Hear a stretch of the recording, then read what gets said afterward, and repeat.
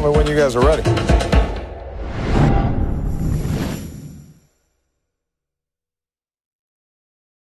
We announced we were going to be talking to you. Yeah. And we said on the internet, send us some questions. Right. Because we want to have a dialogue with our audience, and we'll ask the president.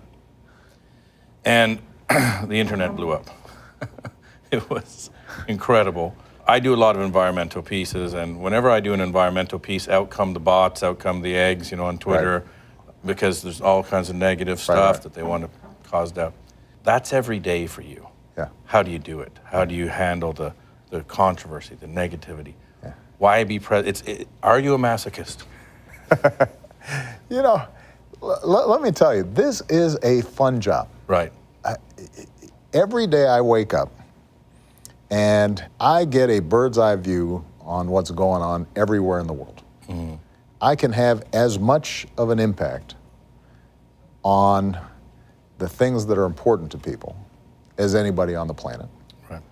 If you're applying yourself steadily every single day to the job, and you're keeping your North Star, which is, when I leave this office, I want things to be a little bit better, then the day-to-day criticism, the chatter, the noise, is something that you end up blocking out. And the longer you're in the job, the more you're likely to take the long view. Mm-hmm. Let's take something like climate change. Let's. We just got back from Antarctica, and Antarctica is melting, Greenland is melting as fast as they can. Sea levels are rising, yet many people are putting their head in the sand. It's right over the hill, Shane. Yeah. Pine Island and Thwaites are right over the hill, 100 miles from here. Yeah. All that ice, it's just a matter of time, it's going to flow down to sea. If I can change how the country thinks about this as a serious, immediate threat, not some distant, vague thing.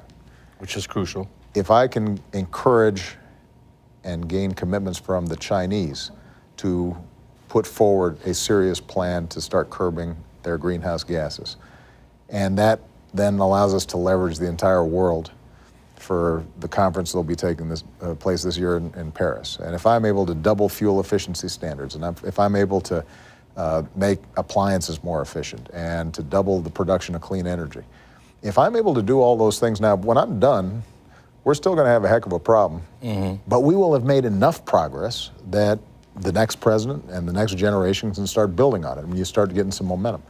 Which is rational, sane. That's a great answer. However, you have people, for example, Senator Einhoff, who's throwing snowballs, who's saying that the greatest hoax perpetrated on the American public is that we can do anything about climate change or that it's even real. Senator from Oklahoma. We keep hearing that 2014 has been the warmest year on record. I asked the chair, you know what this is? It's a snowball. And that's just from outside here. So it's very, very cold out, very unseasonal. So here, Mr. President, catch this. Throwing a snowball would be funny if it weren't for the fact that he's chairman of the Senate Committee on the Environment. That's disturbing. So you have a very sane and rational plan, but we're not acting in a sane and rational way. Yeah, well, and I'll tell you, climate change is an example of the hardest problems to solve. The hardest thing to do in politics and in government is to make sacrifices now for a long-term payoff. But here's what keeps me optimistic, is you talk to Malia and Sasha, 16 and 13, and the sophistication and awareness that they have about environmental issues compared to my generation or yours, they're way ahead of the game. There's always going to be resistance to change, and some of that is going to be generational. I guarantee you that the Republican Party will have to change its approach to climate change because voters will insist upon it. The challenge on something like climate change is there comes a point of no return. And you do have to make sure that we get at this thing quick enough and with enough force to be able to make a difference. Why is the resistance so strong? Well, some of it's economic. If you poll folks, they're concerned about climate change, but they're even more concerned about gas prices. Right. You can't fault somebody for being concerned about paying the bills or being able to fill up your tank to get to your job. In some cases, though, you have elected officials who are shills for the oil companies or the fossil fuel industry, and there's a lot of money involved. Typically in Congress, the committees of jurisdiction, like the energy committees, are populated by folks from places that pump a lot of oil and pump a lot of gas. In our research, the environment or global warming is the number one issue for Gen Y. But another issue is dysfunction. Yeah. You know, it seems that from the outside, that From the inside, too. that Washington, if you look at global warming, for example, Yeah. and you're right, the younger generation, there is no debate. Yeah. Yet they see this fighting, this gridlock in Washington. Or for other things, just for example now, sort of chicken that's being played with the Department of Homeland Security, for example.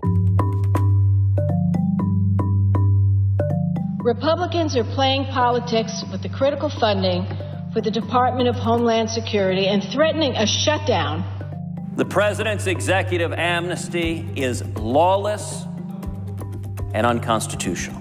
These are things that our taxes pay for. Right. Yet it seems to be a game that's being played. And young people are dissatisfied and angry, but they don't know what to do. What would you tell them? Well, let me say a couple things. A lot of times from the outside, and sometimes mainstream media reports this as a food fight and it's a problem of both parties just being partisan. Well, that's just not accurate. On climate change, 90% of Democrats agree with me. And 90% of Republicans oppose any action on it, and a sizable portion of their party deny it even exists. There have been times in history where Democrats have been unreasonable. There have been times where Republicans have led the way. But right now, on a lot of the issues that young people care about, it's not both sides arguing and creating gridlock. You've got one side that is denying the facts, who are often motivated principally by opposing whatever it is that I propose. Now, that's not inevitable to our democracy. That's a phase that the Republican Party is going through right now. And it'll outgrow that phase. The thing that we do have to worry about is the fact that the pace of change globally is so quick that we may not have the luxury of 20 years or 10 years of not getting a lot done if we want to deal with not just climate change, but the potential for pandemic, with terrorism, with the challenges around cybersecurity. Some of these things are just moving. One thing young people could do immediately is vote. Okay. And the fact of the matter is that in the last midterm election, about a third of eligible voters voted. And so if you've got gridlock and you've got people who aren't producing, the fact that a lot of them got rewarded with re-election and the people who were in power creating the gridlock stayed in power, that's a consequence of everybody staying home and acting cynical. And the minute you withdraw in that way from the process of politics, well, then you're destined to have the existing power structures call the shots.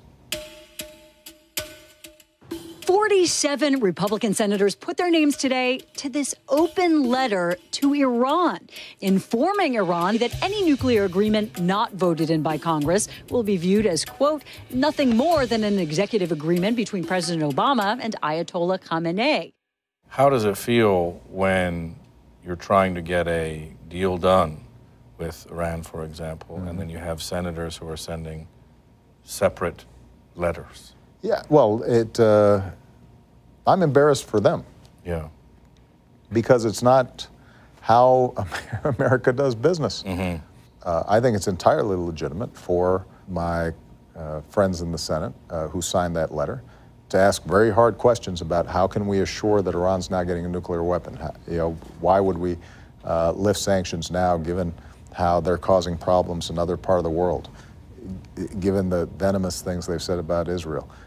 How can we even negotiate with them?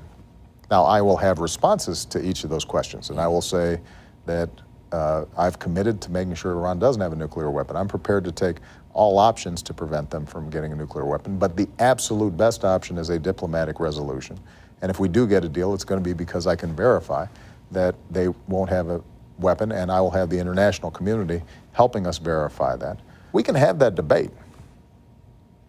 For them to address a letter to the Ayatollah, the supreme leader of Iran, who they claim is our mortal enemy, and their basic argument to them is, don't deal with our president because you can't trust him to follow through on an agreement. It's close to unprecedented. We were looking at the history to see if there was an example of it. We couldn't find one. And by doing so, they were effectively making common cause with the hardliners in Iran, who also don't want any kind of diplomatic resolution because they are invested in getting a nuclear weapon. So this is a good example, I think, of where the state of our politics that leads Republicans to be more worried about a Tea Party primary than they are about what ordinary folks are thinking. It damages the country, it damages our standing, it's not productive. In this day and age where we've got such big issues, we can't afford it. We embedded with ISIS, ISIL, last summer for a month. أنا اسمي داوود عمري 14 سنة أحب أن أصير بدولة الإسلام في العراق والشام وأقاتل معهم. One of the biggest questions that I had was, how did they become so popular so fast? How did they get so many foreign fighters from America, from the UK, from Scandinavia, from all over the world, go there, outstrip Al-Qaeda almost overnight? Yeah. And so A, how did they become so popular out of nowhere? And then B, how do we stop them? Two things. One is ISIL is a direct outgrowth of Al-Qaeda in Iraq that grew out of our invasion, which is an example of unintended consequences, which is why we should generally aim before we shoot. We've got a 60-country coalition. We will slowly push back ISIL out of Iraq. I'm confident that will happen. But what I'm worried about, and what we have to stay worried about, is even if ISIL is defeated, the underlying problem of disaffected Sunnis around the world, but particularly in some of these areas, including Libya, including Yemen, where a young man who's growing up, has no education, has no prospects for the future, is looking around, and the one way that he can get validation, power, respect is if he's a fighter. And this looks like the toughest gang around, so let me affiliate with them. And now you're giving me a religious rationale for doing this. That's a problem we're going to have generally, and we can't keep on thinking about counterterrorism and security as entirely separate from diplomacy, development, education, all these things that are considered soft, but in fact are vital to our national security, and we do not fund those. If you ask the average person, how much do we spend on foreign aid? They'll say 25% of the federal budget. Right. Well, it's a little over 1%. We should be thinking about making investments there that ultimately save us from having to send our young men and women to fight, or having folks come here and doing great harm. This is the last question. All right. Our number one question from everyone on the internet was, and this might seem flippant, but with war on drugs, with too many people in prisons, like we said, hurting education, states are legalizing marijuana. Right. It seems like an inevitability. I declare this war over. We're ending a failed policy of prohibition. For young people, I'm sorry, but if you legalized marijuana, it would be the biggest part of your legacy. So what are your thoughts on that? Well, first of all, it shouldn't be young people's biggest priority. Right. It was our most popular. Well, I understand, because sometimes on the White House website and petitions, we get the same. So let's put it in perspective. Young people, yeah, I understand this is important to you, but yeah, you should be thinking about climate change, the economy, jobs, war and peace. Maybe way at the bottom, you should be thinking about marijuana. I'd separate out the issue of the criminalization of marijuana from encouraging its use. I think there is no doubt that our criminal justice system generally is so heavily skewed towards cracking down on nonviolent drug offenders that it has not just had a terrible effect on many communities, particularly communities of color, rendering a lot of folks unemployable because they got felony records, disproportionate prison sentences. It costs a huge amount of money to states, and a lot of states are starting to figure that out. But what I'm encouraged by is you're starting to see not just liberal Democrats, but also some very conservative Republicans recognize this doesn't make sense, including sort of the libertarian wing of the Republican Party. They see the money. And they see the money and how costly it is to incarcerate. So we may actually be able to make some progress on the decriminalization side. At a certain point, if enough states end up decriminalizing, then Congress may then reschedule marijuana.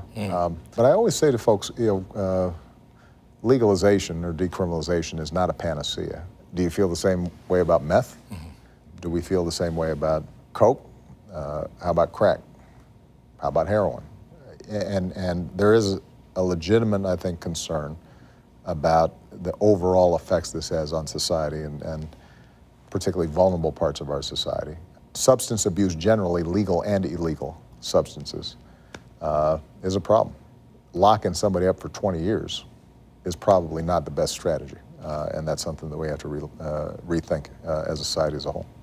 Mr. President, I'd like to thank you for your time today, and I'd like to thank you for coming here and talking about young issues or issues for young people, as well as meeting with the students today. I had a great time. Thank you.